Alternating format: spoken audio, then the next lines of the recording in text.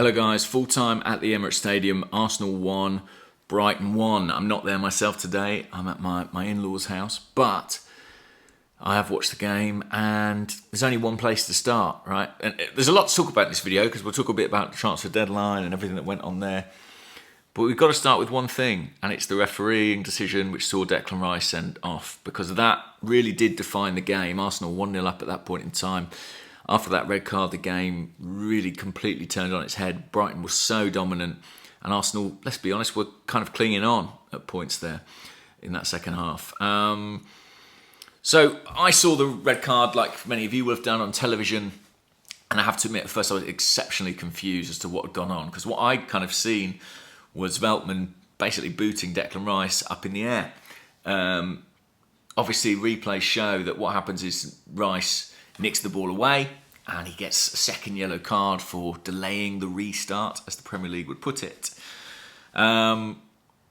It feels incredibly harsh, I have to say. I mean, it's almost a reflex. You know, he sees Veltman go to kick the ball.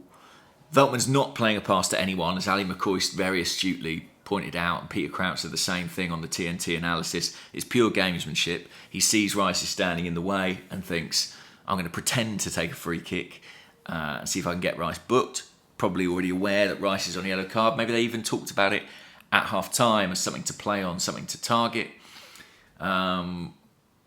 Rice instinctively, I think, sticks his foot out, and the referee deems him kind of the perpetrator in that situation, even though he takes a big whack of Veltman for his trouble. So it was interesting. I saw someone online, again, I wasn't there myself, saying that Mikel Arteta didn't really react or speak to Rice as he went down the tunnel.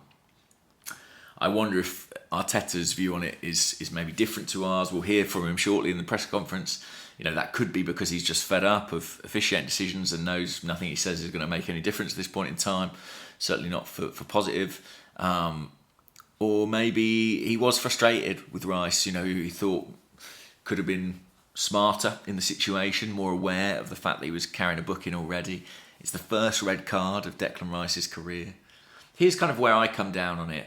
I think that in that situation, there's a bit of gamesmanship going on from both parties. You know, Rice, yeah, he's blocking the ball and he nudges it away. Veltman, yeah, he's pretending to take a free kick that he's not actually going to take in order to get a free hit at Rice and potentially get him sending off. I mean, I don't really understand how that is not the same as simulation, right? It's attempting to deceive the official. I think if you're going to book Rice, you've got to book both players. And I think actually what I would want to see from a referee in that decision is intelligent game management and saying, this is a scrap, this is handbags, this is nothing. Let's keep the game 11v11 and not kill it as a spectacle. You know, I know they talk about consistency. We want consistency. I never really, that's not something I ever really particularly say. I feel like I want referees to manage games in a mature, adult way that applies logic and rationality and is sensible. Was that a sensible red card? Was that a warranted red card? Not for me. Not for me. And did one of those players commit a more egregious offence than the other? Not for me. So I'm not sitting here saying Declan Rice is innocent. You know, he does nudge that ball away. It is cynical. In some contexts, it's a booking. Is it a sending off? Is it worse than anything Veltman did? No.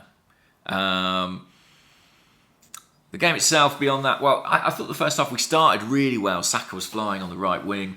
Then we slowed down and we ended up scoring from quite a sort of route one situation, really. Booted ball forward. Saka did well to win it, knock it on, and Kai Havertz finished brilliantly. I mean, the confidence with which he lifted that over the keeper. I'm sure last season we saw him in those positions and put them over the bar or into the crowd. I can remember more than one, I think. And that was just so brilliantly taken. So pleased for him to be on the score sheet again.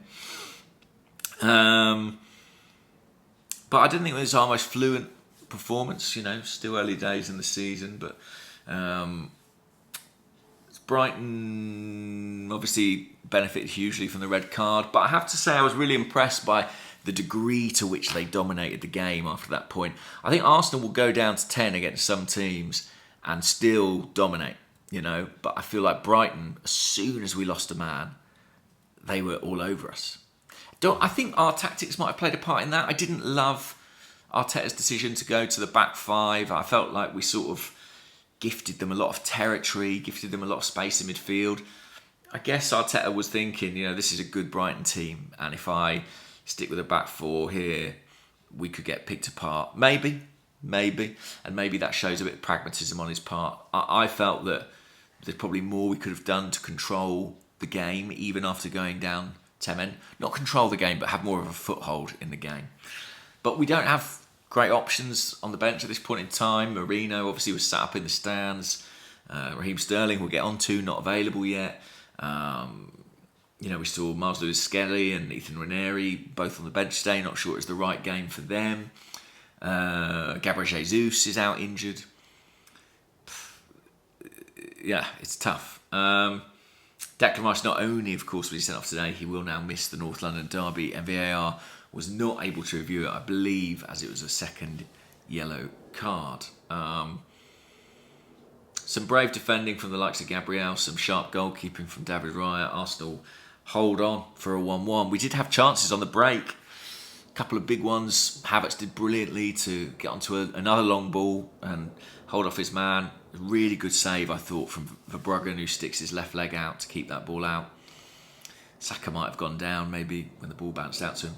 And then Saka himself, again, after a really good run by Havertz into the right-hand channel. Great cross. Saka's stretching, just can't get the right contact.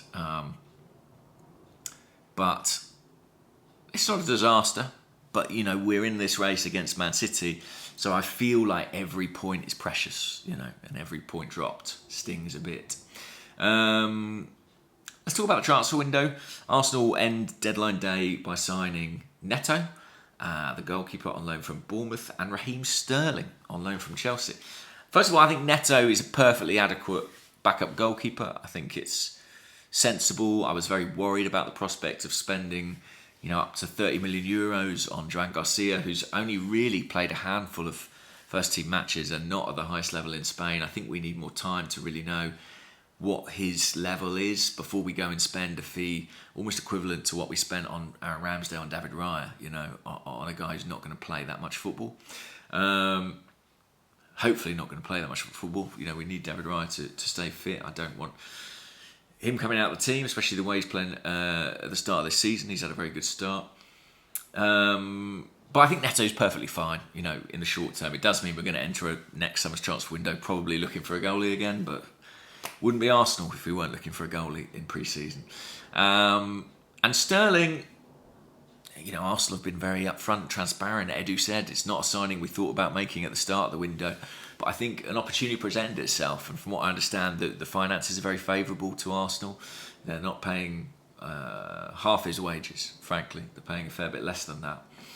You've got a highly motivated player who knows the manager very well. The manager knows him. They've got a very good relationship. He'll understand the way he wants to play, what he wants him to do. They'll have a kind of shorthand there. He can play on the left, he can play on the right, he can play through the middle. He's scored goals everywhere. He's won every trophy there is to win in English football, 4 Premier League titles. I think it's an eminently sensible deal. Reminds me a bit of when Arsenal signed Yossi Benayoun back in the day. You're getting an experienced player who knows the league. It's a loan, no obligation, reasonable wages. I'm fine with it. So yeah, there's my thoughts. I'm going to leave it there for now, guys, but thank you for watching as always. Frustrating day today. I think we need some players back from injury. That will certainly really help. And yeah, huge game in the North London derby next weekend. All right, take care. Bye-bye.